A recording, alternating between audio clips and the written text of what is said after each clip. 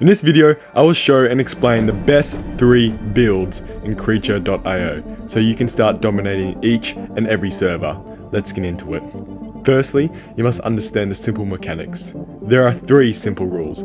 You cannot be attacked by the front, you can only be attacked by the back, and you can only attack enemies by the back. However, this is where the simplicity stops.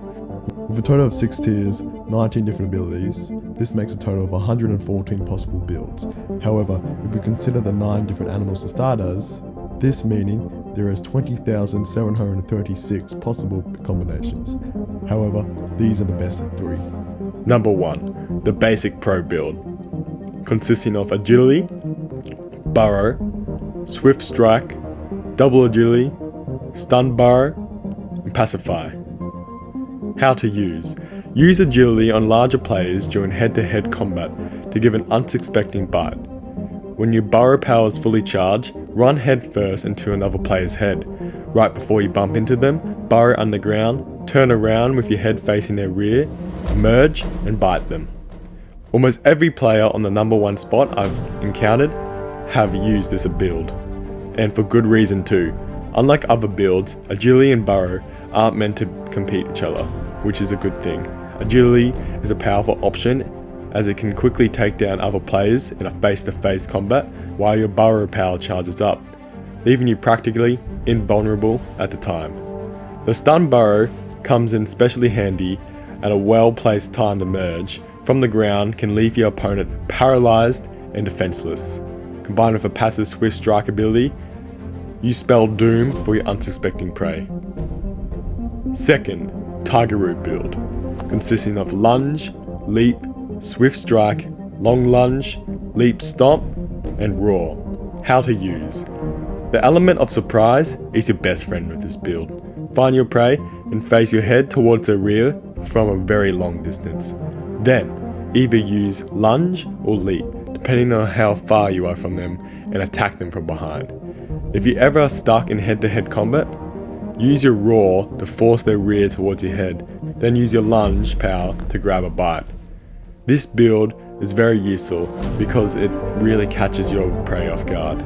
Most players don't suspect a faraway opponent to do much threat because there is not a lot of abilities that can make a player reach from so far away. Though, a well-timed agility move or quick turn from your opponent can quickly foil your attack, making it an extreme counter-attack. So, remember that timing is very important, and don't follow your opponent for too long, otherwise they might get suspicious. Think fast, and this build will surely bring you to victory. Before we reveal the last build, this video is sponsored by QuickZoo. They make unfiltered and brutally honest educational content about our planet and wildlife. Make sure to check them out, link in description. The final build is the Sticky Hawk build, consisting of spit, fly, swift strike, double spit, fly, dive, and roar. How to use. This build is quite simple. Spit on your opponents to make their movements and turns slower, then use your fly to position yourself with your head facing their prey's rear, then quickly land and bite them. Roar is useful to have your opponent face their rear towards your head, spit on them to make them slower, and then you can use a roar to have an easier time flying towards them. Most players, especially newbies, think of the fly ability as a quick getaway plan. But so little people realize that the fly ability is one of the best offensive abilities in the game has to offer. First of all, fly makes you untouchable, making you invulnerable for a short period, giving you the time to hone in your target.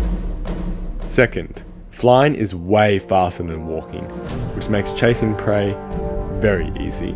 The fly ability combined with the dive makes you run extremely fast, and when you land for about a second, allowing to land farther away from your prey.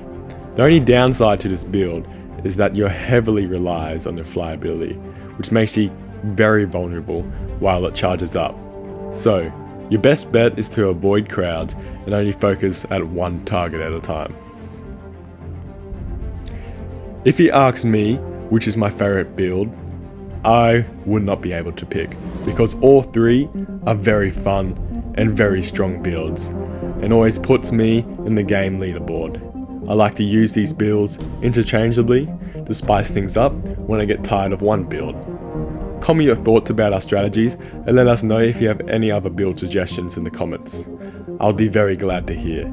As always, like and subscribe if this was helpful.